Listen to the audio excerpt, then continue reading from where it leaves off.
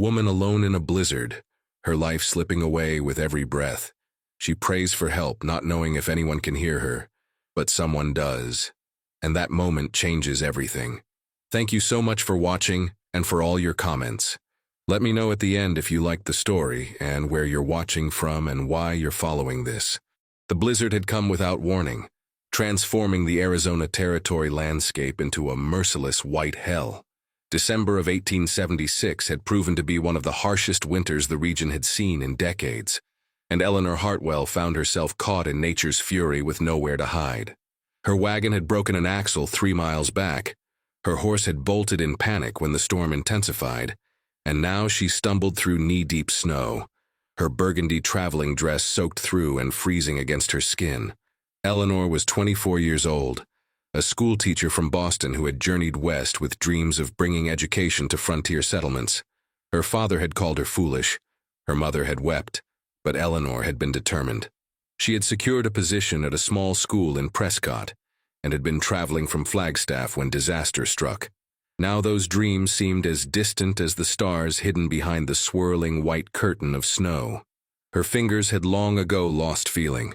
Her boots were blocks of ice and her breath came in ragged gasps that burned her lungs. The cold was a living thing, clawing at her exposed skin, seeping into her bones. Eleanor knew she was dying. She had read enough accounts of frontier life to recognize the signs of severe hypothermia.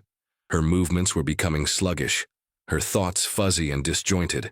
She collapsed against a boulder, her legs simply refusing to carry her any further.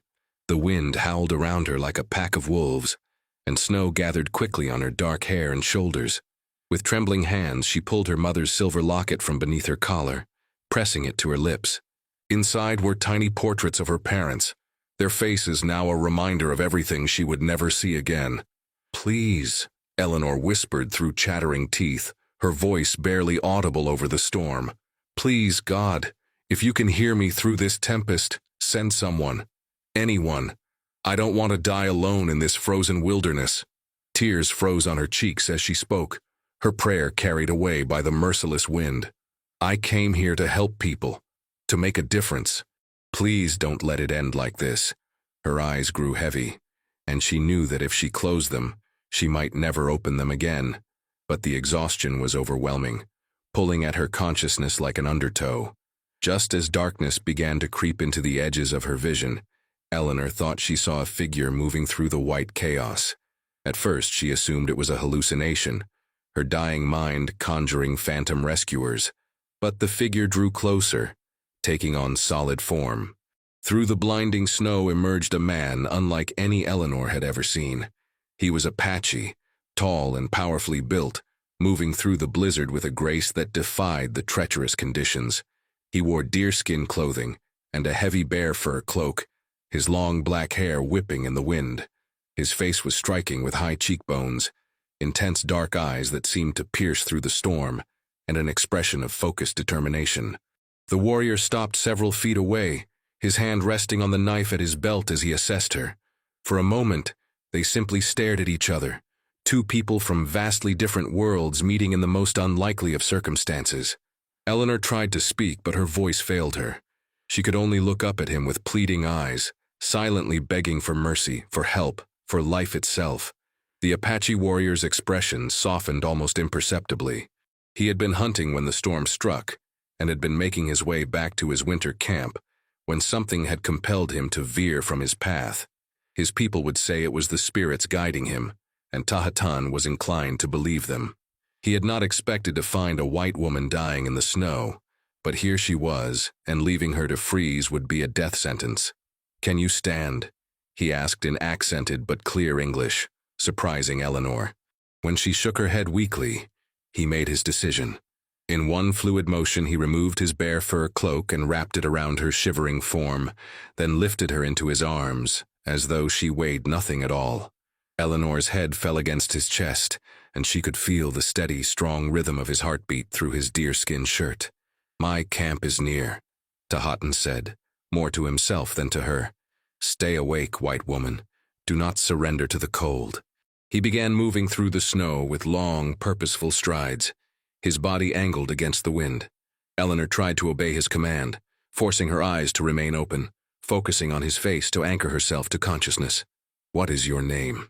she managed to whisper, her voice so soft he had to lean closer to hear her.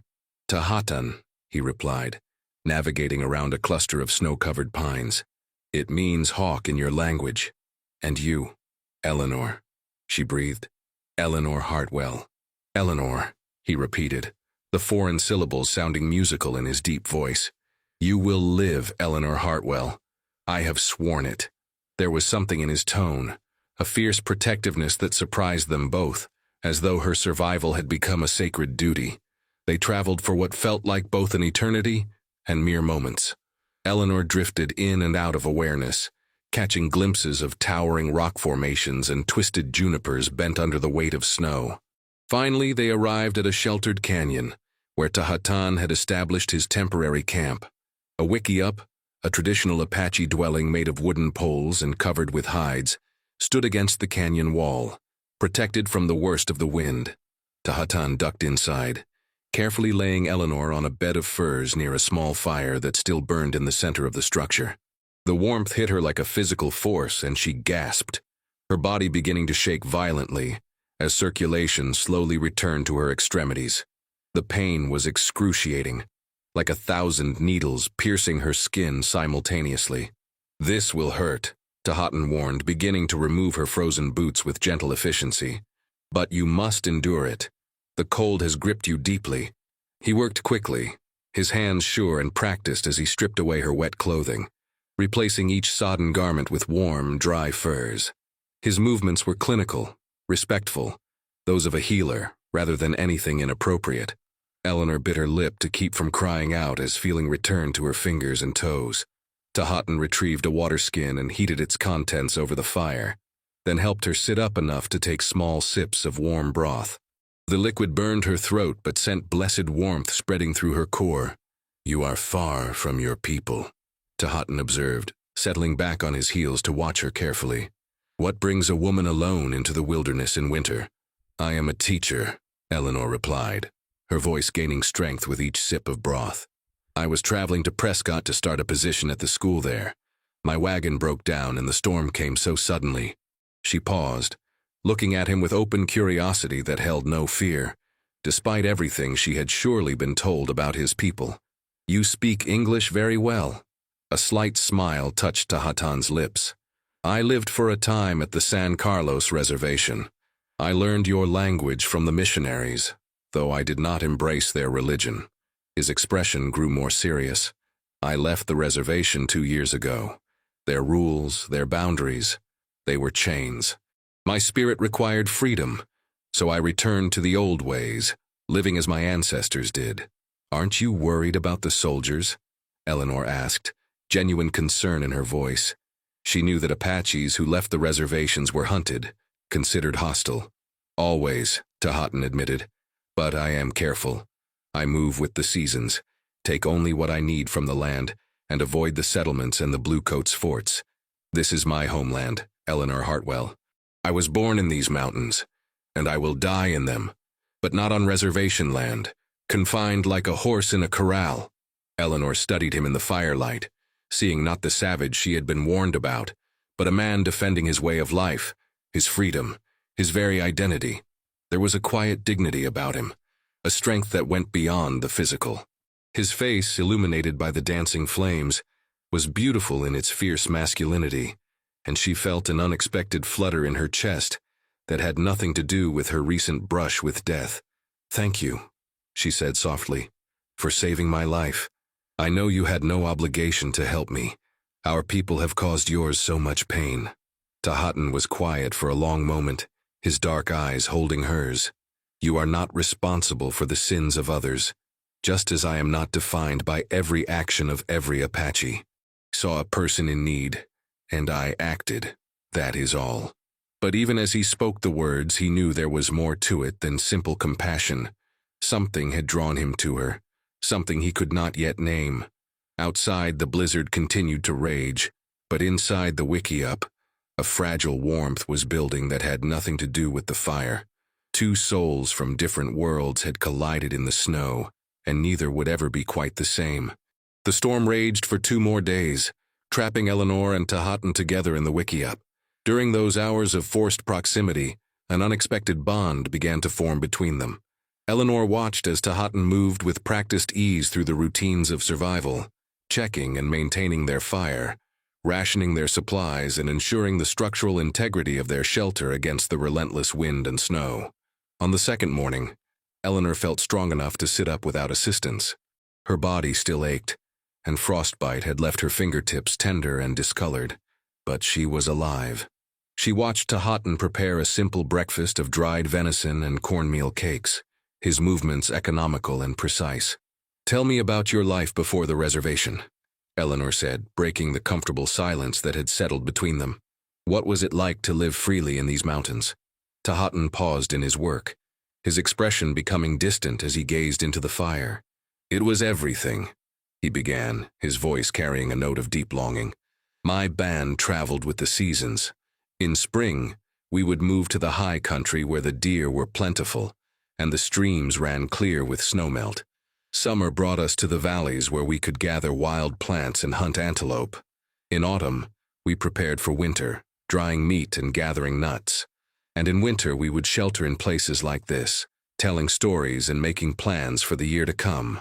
He handed her a warm cake and continued, "I was training to be a warrior, learning from my father and the other men of our band.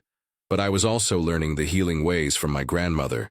She taught me which plants could cure fever, which could stop bleeding, which could ease pain. She said I had a gift for it, that the spirit spoke to me through the growing things." Eleanor ate slowly, savoring both the food and his words. "It sounds like a rich life, full of purpose and connection to the land. Why did you go to the reservation if you loved your freedom so much?" Tahatan's jaw tightened, old anger and grief flashing across his features. "In 1874, the soldiers came. They said all Apache must go to San Carlos, that it was the law of the white man's government. My father refused at first, but they threatened to hunt us down like animals, to kill anyone who resisted. My mother was sick, too weak to run, and my younger sister was only 10 summers old. My father chose to protect them, even though it meant surrendering everything we were." He stood abruptly and moved to the entrance of the wickiup, pulling back the hide covering just enough to look out at the white landscape. San Carlos was a place of death. Too many people crowded together, not enough food, not enough medicine. The agents were corrupt, selling our rations for profit while we starved. My mother died within 6 months. My father's spirit broke and he followed her within the year. My sister, Nayeli, she adapted better than I did. She learned to weave baskets to sell to the white tourists, learned to smile and be harmless. Eleanor's heart ached at the pain in his voice. She rose, wrapping one of the furs around her shoulders, and moved to stand beside him. "I'm so sorry, Tahatan. No one should have to endure such losses, such injustice." He turned to look at her, surprised by the genuine compassion in her eyes. Most white people he had encountered either feared him or looked at him with contempt, as though he were somehow less than human. But Eleanor's gaze held only empathy and understanding. "What made you leave?" she asked gently. "One morning I woke up and realized I was already dead," Tahatan said simply. "My body still breathed, but everything that made me who I was had been stripped away. I could either stay and become a ghost, or I could risk everything for the chance to truly live again, even if that life was shorter. So I left in the night, took only what I could carry, and returned to these mountains. That was 2 years ago, and despite the constant danger, despite the loneliness, I have not regretted it for a single day." "And your sister?" Eleanor asked. "Nayeli understands why I left, though she worries. I visit her when I can, sneaking onto the reservation at night. She is 16 now, grown into a strong young woman. She has found a good man there, another Apache who works as a scout for the army. It is not the life I would have chosen for her, but she seems content, and that must be enough." Eleanor reached out tentatively and placed her hand on his arm. The contact sent an unexpected jolt through both of them, a spark of connection that went beyond simple human comfort. Tahatan looked down at her hand, small and pale against his tanned skin, and felt something shift in his chest. "You are a remarkable man, Tahatan," Eleanor said softly. "You chose honor and authenticity over safety and comfort.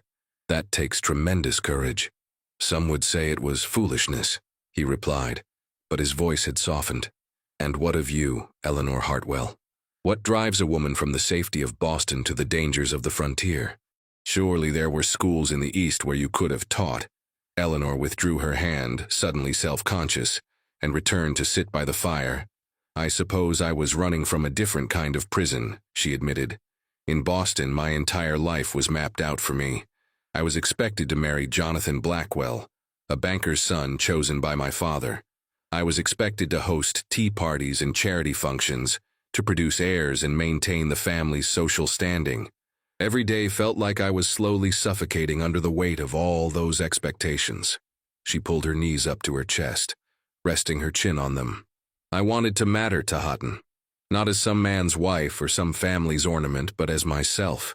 I wanted to use my education to help people, to make a real difference in the world. When I saw the advertisement for a teacher in Prescott, it felt like a door opening, a chance to become who I was meant to be, rather than who I was expected to be. Houghton settled back down across from her, studying her face with new appreciation. So we are both fugitives in our own way, he observed, both seeking freedom from the cages our worlds tried to lock us in. I suppose we are, Eleanor agreed with a small smile. Though I confess, when I imagined my adventure in the West, I never pictured being rescued from a blizzard by an Apache warrior. And I never imagined I would save a white schoolteacher and find myself enjoying her company, Houghton said, and there was warmth in his voice that made Eleanor's breath catch. The storm finally broke on the third day, and Eleanor knew she needed to make plans to continue to Prescott. But the thought of leaving Houghton filled her with an unexpected sadness. In these few days, she had felt more seen, more understood, than she had in her entire life in Boston. This man, who should have been a stranger from an entirely different world, somehow felt like the missing piece of a puzzle she hadn't known was incomplete. I need to get to Prescott, Eleanor said that evening as they shared another simple meal. The school is expecting me, and I cannot simply disappear. But I don't know how I'll manage it. My wagon is destroyed, my horse is gone, and I have no idea where I am in relation to the town. Houghton was quiet for a long moment, his internal struggle clear on his face. Finally, he spoke. I will take you there. It is too dangerous for you to travel alone, and I know these mountains better than anyone. We will leave at first light. But won't that put you at risk? Eleanor protested. If soldiers see you near the settlement, they'll assume the worst. I couldn't bear it if helping me led to your capture or death. I will be careful, Houghton assured her. There are ways to move unseen, and I know which areas the patrols avoid. Besides, he added with a slight smile, I cannot rescue you from a blizzard only to let you die of exposure or starvation on the journey to town.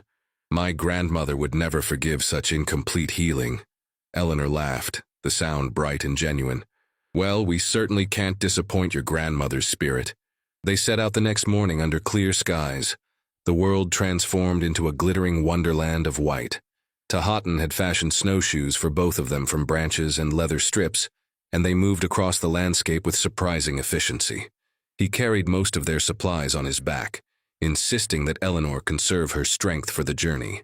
As they traveled, they talked, sharing stories of their childhoods, their hopes, their fears. Eleanor told him about her love of literature, how she had devoured every book in her father's library. Houghton spoke of learning to track animals with his father, the pride he had felt the first time he brought down a deer on his own. On the second day of travel, they came across a frozen stream, and Houghton held out his hand to help Eleanor across the icy stones. When their hands clasped, neither of them pulled away immediately.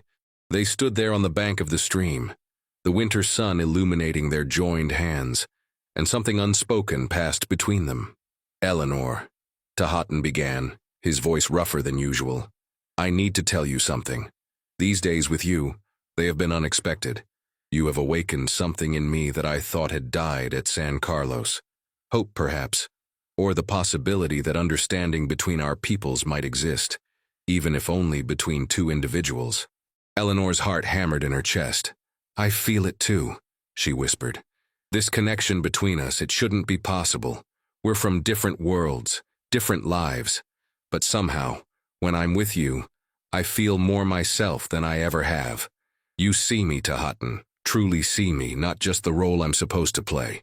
If circumstances were different, Tahatan said, stepping closer to her, if you were not expected in Prescott, if I were not a hunted man, I would ask you to stay. I would build you a proper winter camp, teach you the ways of my people, show you the beauty of these mountains in every season. And if I were braver, Eleanor replied, tears gathering in her eyes, if I didn't have obligations, if I didn't fear what would happen to you if you were caught because of me, I would say yes. I would choose this, choose you, choose a life of freedom over a life of expectations.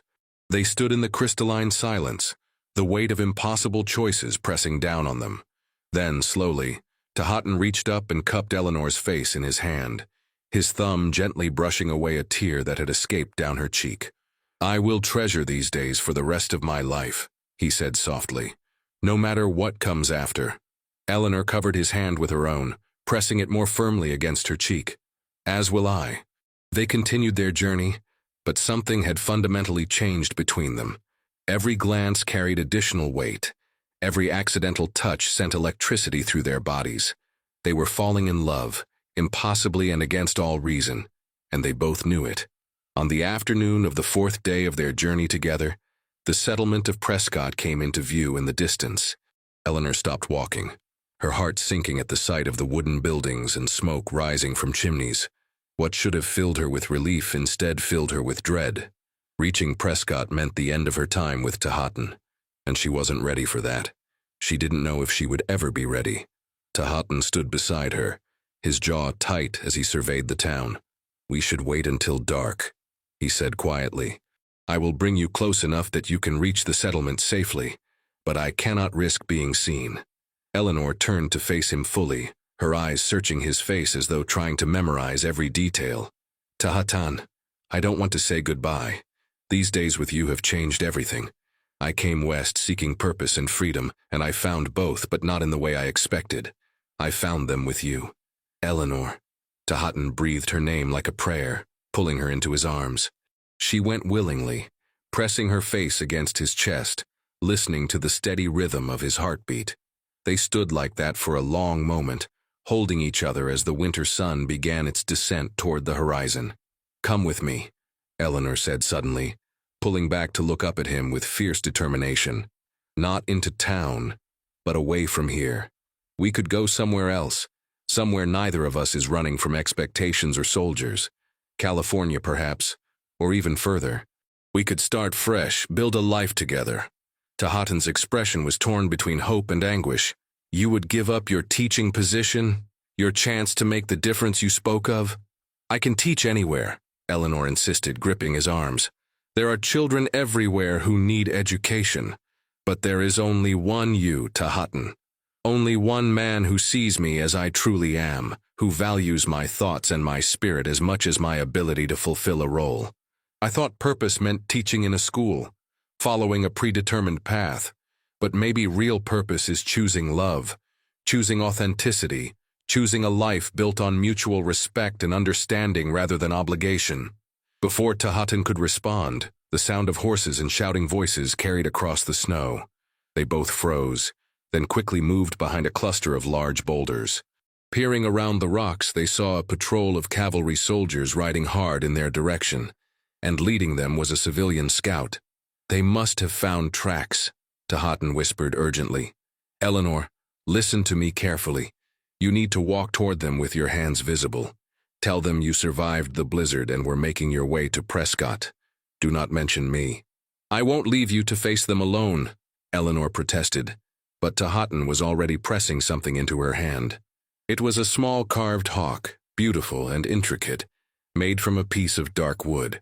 I made this last night while you slept, he said quickly, his words rushing as the soldiers drew closer. So you would have something to remember me by.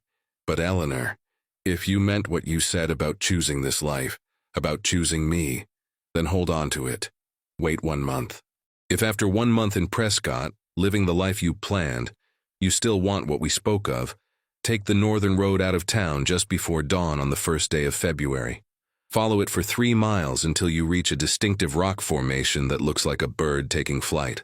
I will be there, waiting. I will wait every day for a week. If you come, we will leave together and never look back. And if I don't come, Eleanor asked, tears streaming down her face, then I will know you chose the safer path, the reasonable path, and I will wish you nothing but happiness, Tahatan said, though his voice cracked with emotion. But I will hope, Eleanor Hartwell. I will hope with everything in me that you choose us. The soldiers were nearly upon them. Tahatan kissed her then, fierce and desperate and full of promise, pouring everything he felt into that single moment of connection. Then he released her and disappeared into the landscape with the silent grace of a shadow, leaving Eleanor standing alone with the carved hawk clutched in her hand. "There! I see someone!" a soldier shouted, and within moments, Eleanor was surrounded by mounted cavalry, their rifles at the ready. "Please help me," Eleanor said, forcing her voice to shake with fear that wasn't entirely feigned. "I'm Eleanor Hartwell, the new schoolteacher. My wagon broke down in the blizzard, and I've been walking for days trying to reach Prescott." The soldiers lowered their weapons, and a young lieutenant dismounted to offer her his horse. "Miss Hartwell, we've been searching for you since your wagon was found abandoned. You're incredibly fortunate to have survived. Did you see anyone else out here? Any Indians?" Eleanor met his eyes steadily, the carved hawk hidden in her closed fist. "No one," she lied without hesitation. "I've been completely alone." They brought her into Prescott, where she was immediately surrounded by concerned townspeople. The school superintendent, Mr. Harrison, a portly man with kind eyes, personally escorted her to the boarding house where a room had been prepared for her. "You must rest, Miss Hartwell," he insisted. "The school can wait a few more days while you recover from your ordeal. It's a miracle you survived." Over the following weeks, Eleanor threw herself into her work at the school. She had 15 students ranging from 6 to 14 years old, children of miners, ranchers, and shopkeepers. They were eager to learn, and under different circumstances, Eleanor would have found deep satisfaction in teaching them. She created lesson plans, organized a small library, and even started a reading club for the older students. But every night she lay in her narrow bed at the boarding house, holding the carved hawk and thinking of Tahatan. She had told herself she would give the town a fair chance, that she owed it to herself and to the position she had worked so hard to obtain. Yet as the days passed, she found her heart was not in Prescott, but out in the mountains with a man who represented everything her old life had taught her to fear, and everything her heart had learned to love. On a Friday evening in late January, Eleanor was invited to dinner at the home of Reverend and Mrs. Cooper, prominent members of the community. Over roast chicken and potatoes, Mrs. Cooper, a well-meaning woman in her 50s, broached a subject that had clearly been on her mind. "Miss Hartwell, I hope you don't think me forward, but I wanted to mention that my nephew Thomas will be arriving from Denver next month. He's a lawyer, well-educated and from a good family. I thought perhaps you might allow me to introduce you. It would be wonderful to see you settled here permanently." Eleanor felt her stomach clench. This was exactly what she had run from in Boston, only with different names and faces.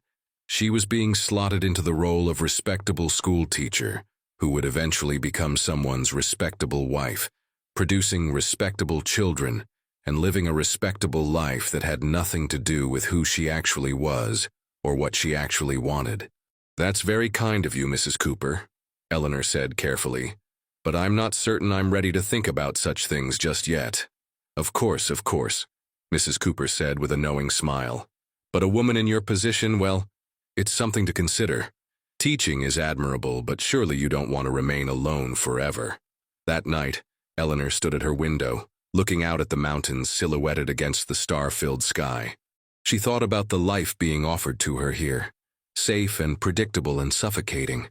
Then she thought about Tahatan, about the freedom she felt in his presence, about conversations that challenged and inspired her, about a love that saw her as a complete person, rather than a role to be filled. The choice, she realized, had already been made. Perhaps it had been made the moment Tahatan had lifted her from the snow, or perhaps during their long talks in the wickiup, or perhaps in that devastating kiss before the soldiers arrived. But it was made, and Eleanor felt a sense of peace settle over her that she had never experienced before. She began making quiet preparations. She couldn't take much, only what she could carry in a small pack, but she carefully selected practical items: warm clothing, a few books, medical supplies, matches, dried food. She withdrew her savings from the bank, claiming she wanted to send money to her family. She wrote letters to her parents and to Mr. Harrison, explaining her decision, though she would not mail them until she was gone. The night before the 1st of February, Eleanor barely slept. She had told Mrs. Patterson, the boarding house owner, that she would be leaving early to visit a student's family on their ranch outside of town. It was a thin excuse, but it would buy her time before anyone realized she wasn't coming back. At 4 in the morning, Eleanor dressed in her warmest clothes, secured her pack, and slipped out of the boarding house. The town was silent and dark, and fresh snow from the previous evening muffled her footsteps. She made her way to the northern road, her heart pounding with a mixture of fear and exhilaration. The walk was cold and challenging, but Eleanor pressed forward with determination. As the sky began to lighten with the approach of dawn, she saw it, the rock formation that looked remarkably like a bird taking flight, its stone wings spread against the pale morning sky. And there, standing beside it, was Tahatan.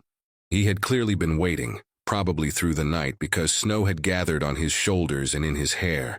When he saw her approaching, his entire face transformed with joy and relief. He ran to meet her, and they collided in an embrace that nearly knocked them both off their feet. "You came," Tahatan said, his voice thick with emotion. "Eleanor,